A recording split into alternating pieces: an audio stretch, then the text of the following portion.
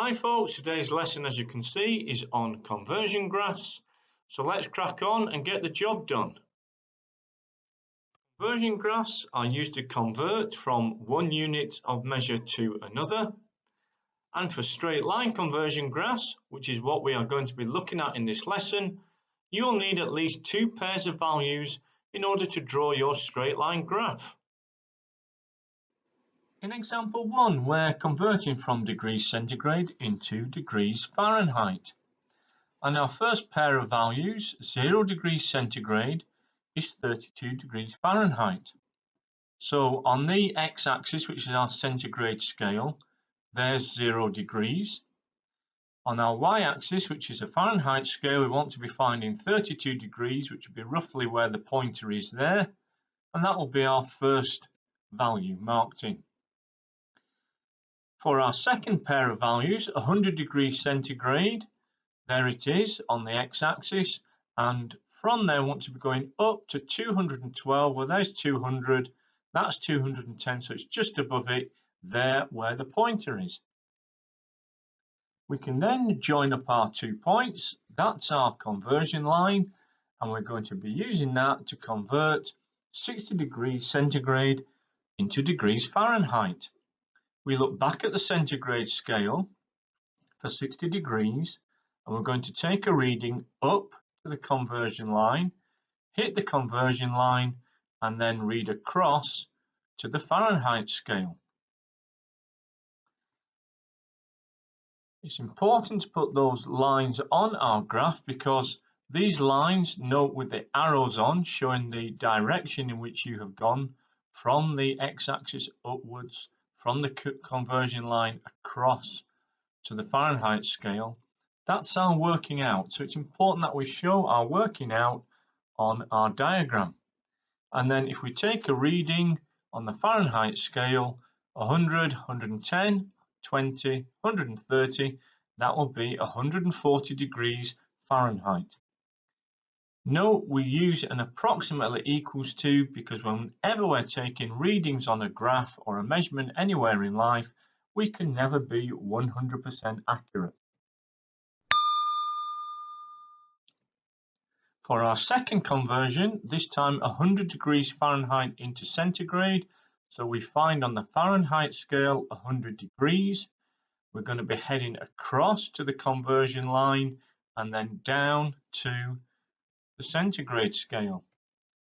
Note once again there's an arrow on that red line showing the direction in which we are converting in. And when we get down to the centigrade axis, that there will be 35, that there is 40, so it's halfway between 35 and 40, so we'll say it's between 37 and 38 degrees. Note once again we used an approximately equals to.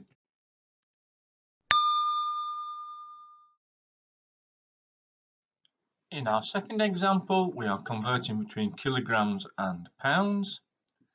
So we can see we've got one pair of values. 100 kilograms is 220 pounds. So on the x-axis, there's 100 kilograms on the x-axis. On the y-axis, 220 pounds, that's 200. So 220 will be there. So our value will be plotted up here on our graph. And there it is.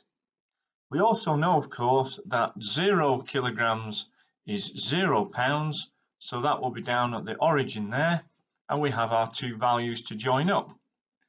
There's our conversion line, and we're going to use that to convert 80 kilograms into pounds. So on our kilogram scale, there's 80 kilograms. We draw a line up from there to the conversion line, and then across to the pounds axis.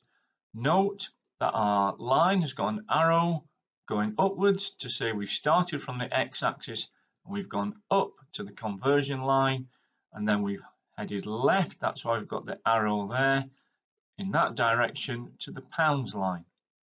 And on our scale, that's 150, 160, 170.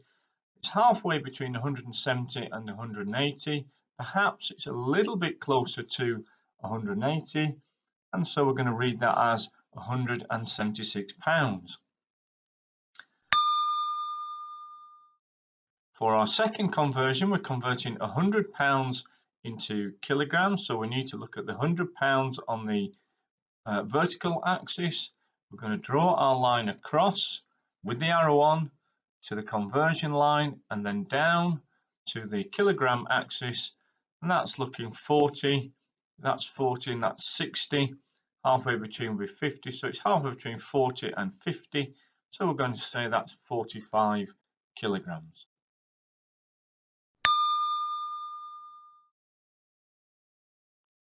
So let's put all this together with a recap. Conversion graphs are used to convert from one unit to another. For straight line conversion graphs, you need at least 2 pairs of values in order to draw your straight line graph. Here on the example, at the start of the graph and at the end, we've got our 2 pairs of values. Make sure you mark on the lines on the conversion graph. These represent your working out, and these lines should have arrows on to show the direction in which you have traveled to make your conversion. In our example here, we've gone up from the x-axis, that's why we've got the arrow there, and then across to the y-axis, which is why we've got the arrow there. And finally, our answer should only use approximately equals to, as we can never be certain of our accuracy when we've taken a reading. And if you've understood all that, that's great stuff, because it means you've got the job done.